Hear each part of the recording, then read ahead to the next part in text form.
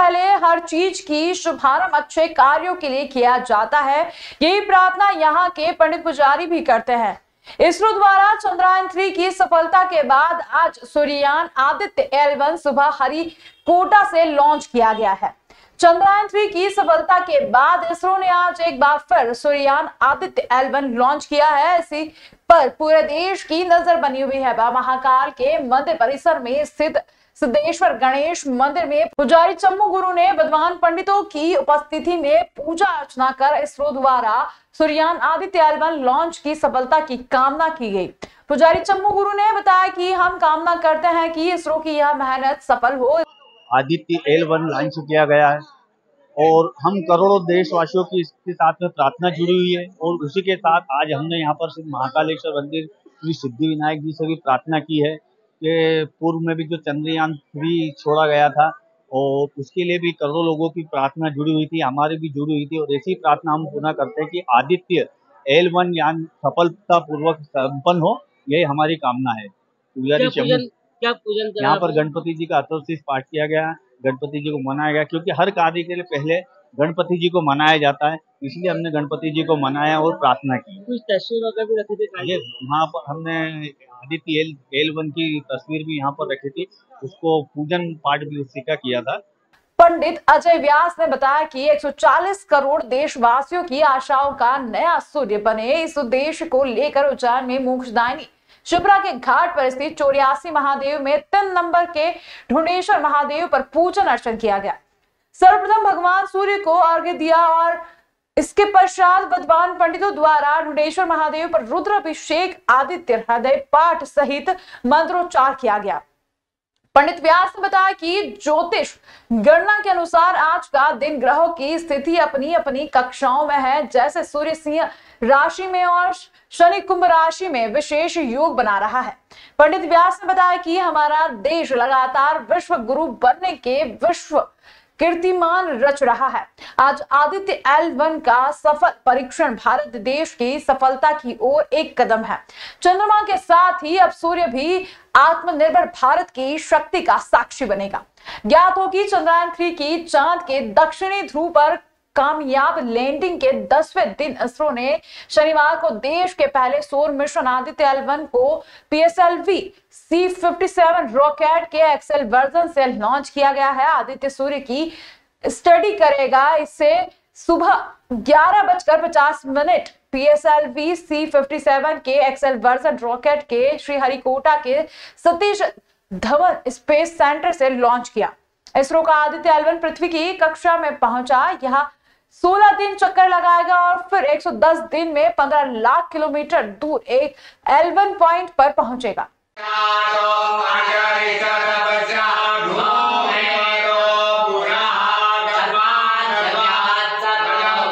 अवंतिका श्री क्षेत्र महाकाल वन में आज ढूंढेश्वर महादेव में सुबह सूर्य को अर्घ्य देने के बाद में अभिषेक पूजन किया गया है। यह विशेष रूप से इसरो द्वारा आज वैज्ञानिकों द्वारा सूर्य की कक्षा में जो आदित्य 1 को उपग्रह के रूप में वहां पे छोड़ा गया है, इस सफल कामना के लिए जन कल्याण के उद्देश्य से किया गया है कार्य है, इसलिए सफल होगा और इस रूप में हमने पूजा प्रारंभ कर दी थी। उसी बीच में यान छोड़ा गया और वो सफल हुआ। 2:30 बजे यह पूजा हमारी अभी समाप्त हुई। जय श्री महाकाल। शनिवार को महाकाल के दरबार में शिव भक्तों का तांता रहा। तड़के 2:30 बजे मंदिर के पट खोले गए और 3 बजे भस्म आरती शुरू हुई, जिसमें देश की 3 प्रमुख हस्तियों ने शामिल होकर दर्शन लाभ लिए। इस दौरान सुरक्षा के चाक चौबंद इंतजाम किए गए थे। महाकाल लोक बन जाने के पश्चात यहां दर्शन के लिए देश के कई बड़े बड़े लोगों के आने का क्रम जारी है। आज भी भस्म आरती में कई प्रमुख लोग शामिल हुए। तड़के 2:30 बजे महाकाल मंदिर के पट खोले गए और 3 बजे भस्म आरती शुरू हुई। भस्म आरती के पहले महाकाल को जल से स्नान कराकर महापंचामृत अभिषेक हुआ। पश्चात भांग, सूखे मेवे और चंदन से भोलेनाथ का आकर्षक श्रृंगार किया गया और वस्त्र धारण कराया गया। इसके बाद महाकाल को भस्म रमाकर ढोल नगाड़े और शंखनाद के साथ भस्म आरती की गई, जिसमें भारतीय सेना के लेफ्टिनेंट जनरल राणा प्रताप कलिता, रक्षा अनुसंधान विकास अधिकारी डॉक्टर चंद्रिका कौशिक और आरबीआई के डिप्टी गवर्नर टी रविशंकर ने परिवार सहित शामिल होकर दर्शन लाभ लिए। इनके बाद रिटायर्ड लेफ्टिनेंट जनरल और भारत के नए chief of defence CDS Anil Chauhan भी उज्जैन पहुंचे और पत्नी के साथ मां महाकाल के दर्शन कर पूजन अर्चना की। इसी क्रम में रिजर्व बैंक ऑफ इंडिया के गवर्नर शशिकांत दास भी सुबह उज्जैन आए और महाकाल मंदिर पहुंचकर भगवान महाकाल के दर्शन कर पूजा अर्चना की। उन्होंने गर्भगृह में जाकर भगवान का पंचामृत अभिषेक किया। पंडित घनश्याम शर्मा द्वारा पूजन कराया गया। इस दौरान महाकाल मंदिर प्रबंध समिति द्वारा सभी का दुपट्टा पहनाकर और प्रसाद भेंट कर सम्मान किया गया। देश की इन प्रमुख हस्तियों के उज्जैन आगमन को लेकर पूरे शहर के अलावा महाकाल मंदिर में सुरक्षा के कड़े प्रबंध किए गए थे।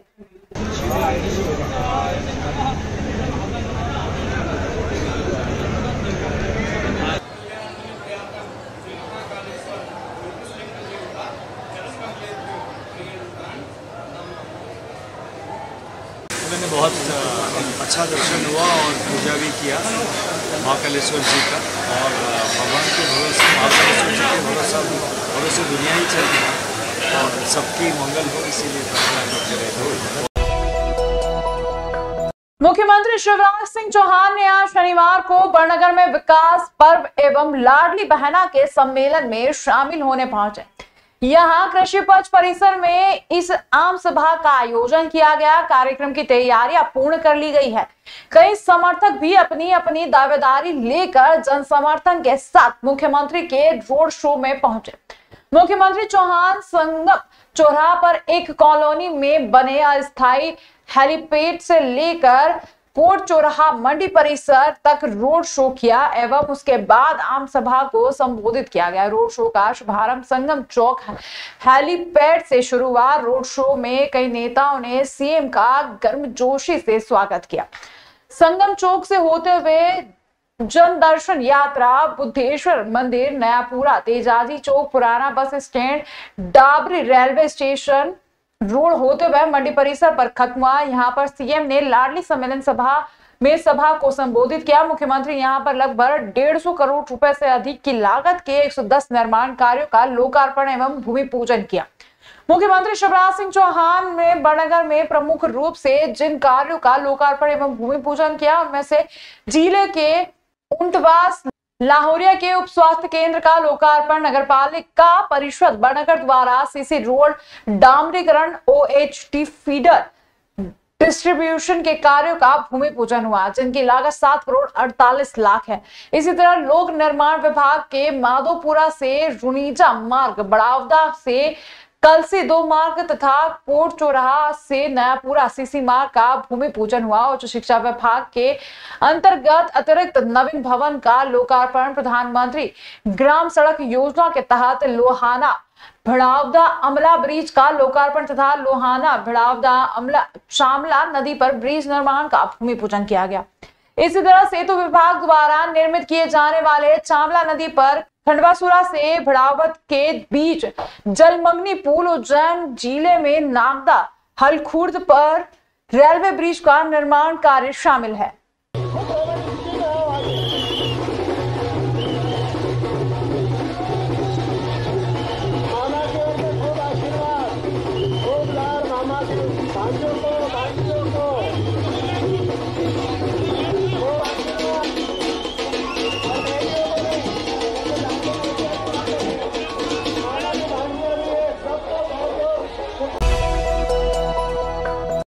पति के ऊपर चरित्र शंका में पत्नी के भाइयों ने किया पाइप और तलवार से हमला।